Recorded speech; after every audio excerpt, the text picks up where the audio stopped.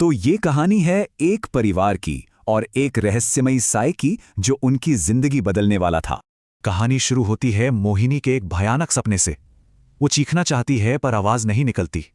उसका पति आरव उसे समझाता है, लेकिन ये डरावना सपना बार बार आ रहा था। परेशान होकर मोहिनी अपनी माँ को फोन करती है, शायद उनके पास कोई जवाब हो। पर माँ की बात सुनकर उसके होश उड़ जाते हैं।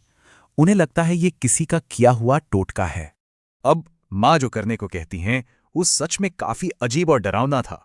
उनका कहना था कि उस बुराई का सोर्स, वो चीज घर के अंदर ही कहीं है। और सच में बिस्तर के नीचे उन्हें कुछ ऐसा मिलता है जो उनके डर को सच साबित कर देता है। माँ उसे घर से निकालने का एक खास तरीका बताती हैं, एक तरह का काउंटर टोटका। सब कुछ ठीक हो जाता है, वो लोग घर बदल लेते हैं और जिंदगी आगे बढ़ जाती है। लेकिन क्या वो साया वाकई गया था? कहानी में कई साल बाद एक शाम सब कुछ बदल जाता है। वो अपनी बेटी आस्था को अपनी भरोसेमंद मेड सिमरन के पास छोड़कर जाते हैं।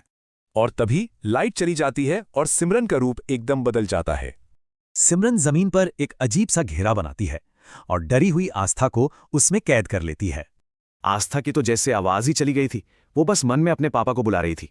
सिमरन अपनी रस्म पूरी करती कि तभी बाहर से गाड़ी की आवाज आती है। अंदर का सीन देखकर उनके होश उड़ गए। आस्था बेहोश थी और उसके चेहरे पर लाल पाउडर लगा था। होश में आने पर आस्था बुरी तरह डरी हुई थी। वो सदमे में थी और बस कांप रही थी। आरव उससे बस एक सवाल पूछता है, तुम्हारे साथ ये किसने किया? और आस्था का जवाब था, सिमरन दीदी। धोखा घर के अंदर से ही मिला था। ये सुनते ही आरव का खून खौल उठता है। वो सीधा सिमरन के घर की तरफ निकल पड़ता है।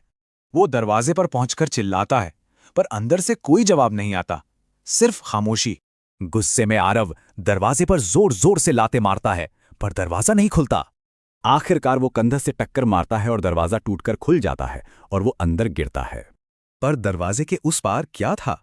कहानी यहीं खत्म हो जाती है एक बहुत बड़े सवाल के साथ।